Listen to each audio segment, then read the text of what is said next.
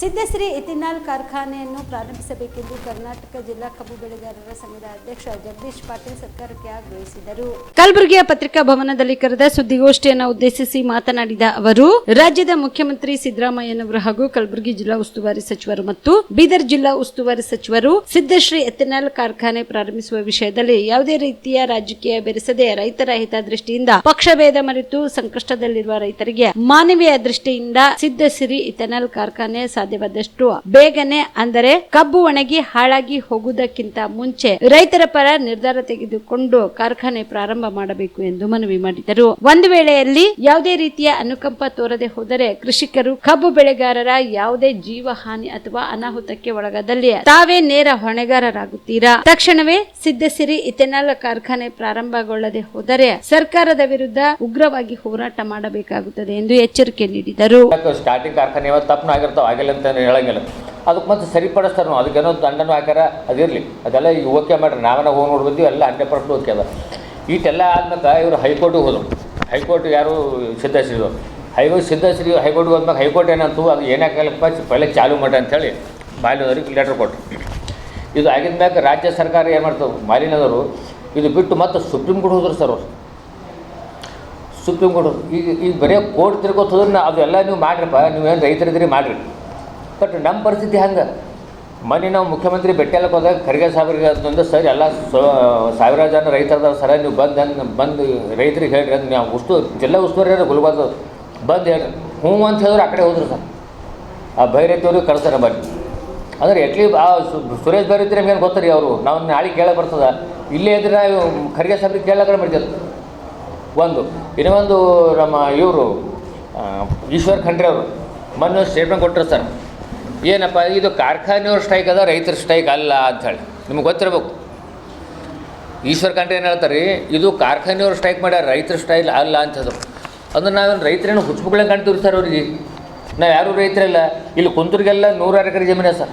ಇಲ್ಲಿ ಒಬ್ಬೊಬ್ಬರಿಗೆ 20 ಎಕರೆ ಹಬ್ಬದ್ರಿ. ನಾ ಈ ಸಲ 12 ವರ್ಷ ಆಯ್ತು ನಾವು ಹೋರಾಟ ಮಾಡ್ಕೋತ ಹೊಂಟಿವಿ ಸರ್. ನಾವೆಲ್ಲ ಕಾರ್ಖಾನೆ ಮಾತು ಕೇಳ್ತೀವಿ ರೀ, ನಾವು ರೈತರೇ ಅಲ್ಲ. ಅವು ಏನು ಸರಿ ಹಿಂಗೆ ಮಾತಾಡಿದ್ರೆ, ಈ 10,000 ಜನ ರೈತರೆಲ್ಲ ಹೊಂಟ್ರಪ್ಪ ಅಂದ್ರೆ ಅವ್ರು ಓಸ್ ಮುಂದೆ ಕಾರ್ಖಾನೆ ಪರವಾಗಿ ಯಾರ, ನಮಗೇನು ಬೇಕೇ ಆಗಿಲ್ಲ.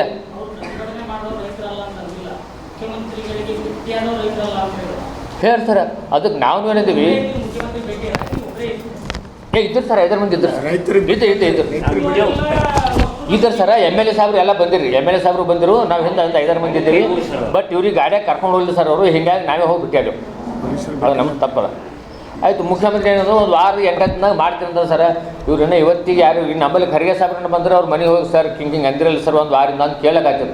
ಈಗ ಸುರೇಶ್ ಬೈರು ಯಾರಂತೆ ಗೊತ್ತಿಲ್ಲ ನಮ್ಗೆ, ಅಲ್ಲಿ ಹೋಗಿ ಕೇಳೋಕ್ಕಾಗ್ತದೆ ರೀ. ಅದಕ್ಕೆ ಇದು ಏಟಿಗೆ ನಿಂತ ಸರ. ಇದು ದಯಮಾಡಿ ಈಗ ನಮಗೆ ಏನು ಮಾಡಬೇಕು ಸುರಾಸಲಾಗ್ಯದ.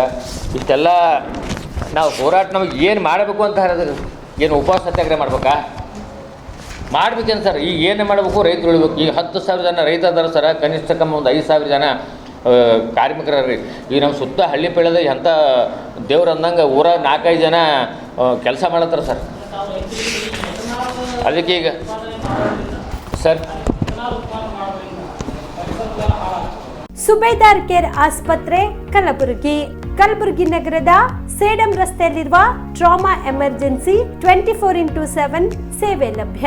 ಅನುಭವಿ ವೈದ್ಯರ ತಂಡದೊಂದಿಗೆ gynaecology, general surgery, general medicine, paediatric, orthopaedic, ENT, laparoscopy surgery, paediatric surgery, neuro surgery, urology, plastic surgery, cardiology, neurology, gastrology, oral and maxillofacial surgery, arthroscopy, keyhole surgery of joint ಸೇರಿದಂತೆ trauma, NICU, ICU, obstetric ICU ಸೌಲಭ್ಯದೊಂದಿಗೆ ಚಿಕಿತ್ಸೆ ನೀಡಲಾಗುವುದು. ಸುಬೇದಾರ್ care ಆಸ್ಪತ್ರೆಯಲ್ಲಿ ದಿನದ 24 ಗಂಟೆ emergency ಚಿಕಿತ್ಸೆ ನೀಡಲಾಗುವುದು. ಹೆಚ್ಚಿನ ಮಾಹಿತಿಗಾಗಿ ಸಂಪರ್ಕಿಸಿ ಸುಬೇದಾರ್ ಕೇರ್ ಆಸ್ಪತ್ರೆ, ಇನ್ಕಮ್ ಟ್ಯಾಕ್ಸ್ ಆಫೀಸ್ ಎದುರುಗಡೆಗೆ, ಸೇಡಂ ರಸ್ತೆ, ಕಲಬುರಗಿ. Mobile number 9483517777.